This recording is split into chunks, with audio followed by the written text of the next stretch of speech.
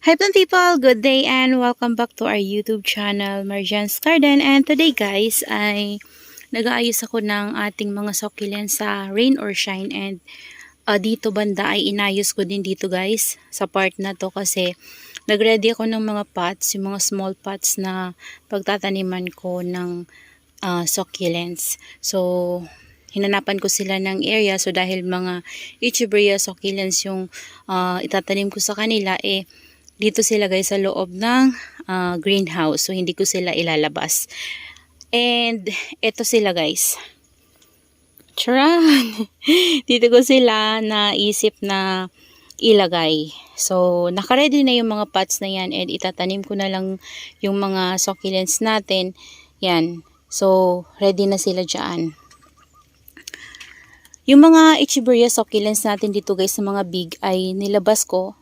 So, kung mapapansin nyo guys, yung dito na area ay mga ano na to, Echeveria succulents na. And, before kasi yung nakalagay natin dito yung Ellen, yan, nandun na sila guys. Yung Ghosty, yung, ayun, yung si Purple Haze. So, nilipat ko na sila doon. And yung doon na mga succulents natin na nasa big pot ay nilabas ko. So, mamaya papakita ko sa inyo.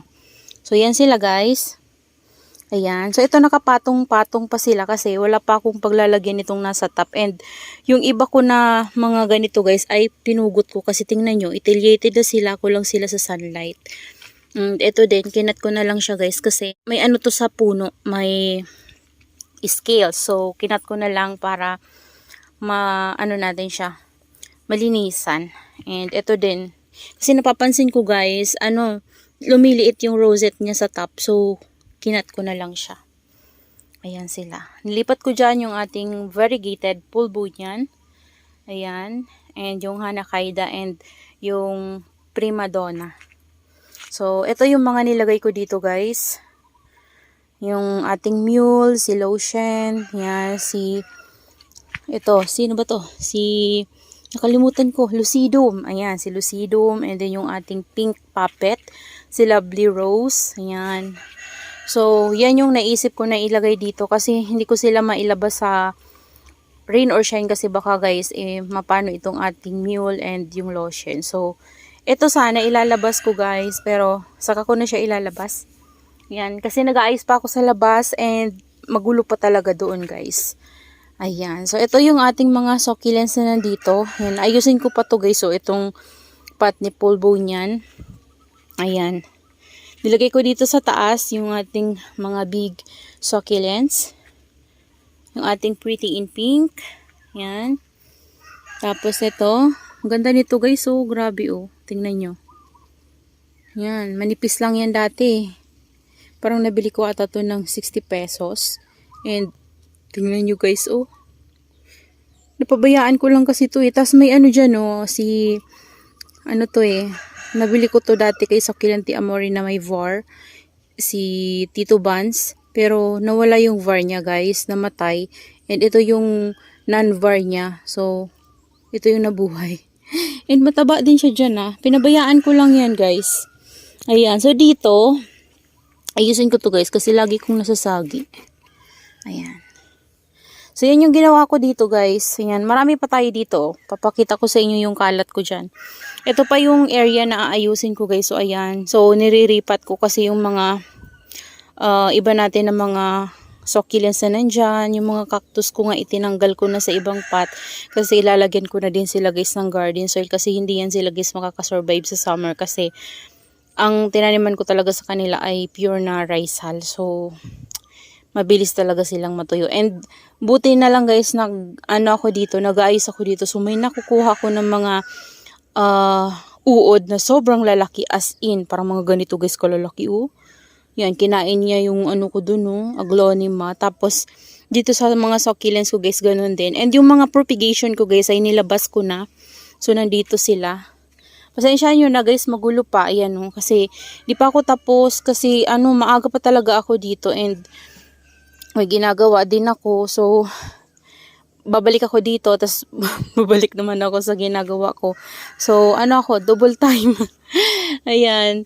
And, ayan. Ito, magulo pa yung dito. Tatanggalin ko tong plastic na to and papalitan ko siya ng sako para hindi madulas. Kasi madulas tong plastic na to guys eh.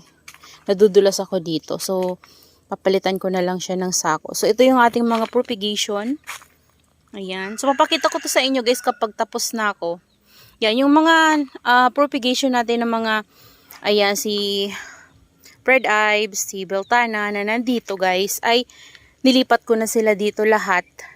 Kasi yung dito, binaba ko yung ating mga big pots. Ayan. So, yung iba natin na mga big na echeveria ay nilabas ko dito guys. Si Aaron Pay, nilabas ko na rin. Ayan, si Lovely Rose. And this one din guys, oh. Ayan, nilabas ko na sila. So, dito na sila guys. Ayan, so ayusin ko pa to guys and papakita ko na lang sa inyo soon.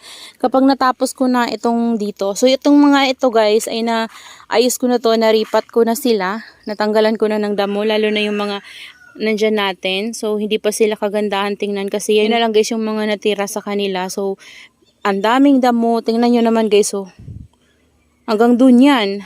Puro damo. So, binunot ko tapos nilagyan ko sila ng panibagong rice hull. And recycled na lang din guys yung rice hull na iba and then lupa. So, yan yung ginawa ko sa kanila. Tapos pinaglalagay ko na sa kanila yung mga nasa pot natin ng mga white. Kasi para magkaroon tayo ng space. Kasi pangit na rin tingnan guys. Kasi nabubulok na talaga yung mga pots natin. So, pinagsama-sama ko na lang dyan banda guys. So, sa mga ano natin. Para magkaroon sila ng laman. Kasi yung iba talaga namatay na. Sa sobrang babad sa tubig. Ayan. So, ngayon, umiinit na dito. Parang summer na nga guys. Sobrang init na. So, okay na yan sila. And lalagyan ko to guys ng net kapag, naayos ko na to sila. Kasi, sobra yung init. Baka masunog naman sila guys. So, ayan. Dito kasi na area ay open to guys. Ayan o. Ito, hanggang dito lang to oh. Pero, aayusin ko to guys. And magdadagdag tayo guys ng net para dito sa area na to ng greenhouse. Ayan. Kasi dito guys walang net dito. So baka pagdating ng summer sila masunog. Ayan, nilagay ko din dito yung mga ko guys, cactus. Ayan, ito nga laki-laki na nito, si Maltese Cross. Grabe guys, sobrang laki na niya. Ang ganda pala niyan, parang kahoy na. Yung super bomb ko na isa, dito ko nilagay yung Ellen, yan. So, inisprayhan ko din to guys ng water kanina, pero hindi naman sila gaanong nabasa. So, parang pinasadaan ko lang guys. Kasi ako doon, nagripat ako, inayos ko yun, no. Tinatapos ko kasi yung mga pots na yun, ng mga bilog na malalaki. So, inayos ko yung mga laman dyan, kasi ang dami talagang damo. Tapos, ayan, ito pa oh. Diba? Ang dami ko pang ayusin. Pero unti-unti lang guys kasi mainit na ngayon and siguro mga na ngayon guys, 11 in the afternoon pero medyo kasi medyo kumulimlim. Ayan, kasi feeling ko uulan kasi dito na side guys madilim yung langit. So, yun lang naman guys yung mai-share ko sa inyo ngayon. Ayan, so yung dito medyo lumuwag-luwag ng konti guys. Yan, kasi yung mga iba natin na nandito ay tinanggal ko, nilabas ko. Tapos yung mga nandito naman guys na mga propagation ko na iba, nilagay ko dun. Ayan, so pwede pa tayo maglagay dyan ng mga propagations natin. So itong dito, hanapan ko pa sila ng area kung saan ko sila guys pwedeng mailagay para medyo lumuwag ng konti yung ating daanan. Pero tingnan natin guys kasi baka mamaya wala akong mahanap. Ayan. So, mahirap talaga guys maghanap ng pwesto nila, lalo na kung nasa ulanan sila guys. Yung dito naman guys ay nilipat ko dito natutumba talaga to. Ayan si si Orpet.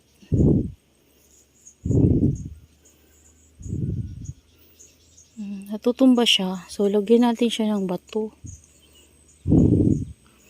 Kasi one head ko guys na Orpet. Pero meron tayong lipropa dyan. So sana mabuhay yung lipropa ko. No?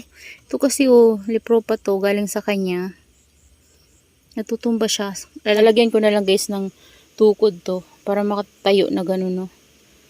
Yan, nadi-deform din kasi guys kapag balik ko Ayan, ito nilipat ko din to guys dito. Pero ito kailangan nito ng dagdag ng soil, oh. Kasi nakalubog na siya. Yan siya. Tapos, sino pa bang kailangan kong ano dyan, dagdagan ng soil? Ito. Ayan. So, pero, saka ko na to guys iisipin kasi uunahin ko muna yung dun sa labas. Bago ito kasi, gusto ko nang malinis yung dun banda and itatapon ko na din yung mga pots ko na sira na talaga. Ayan. So, that's all for today's video, guys. Yan, I hope you enjoy watching and see you on my next vlog. Happy gardening, everyone!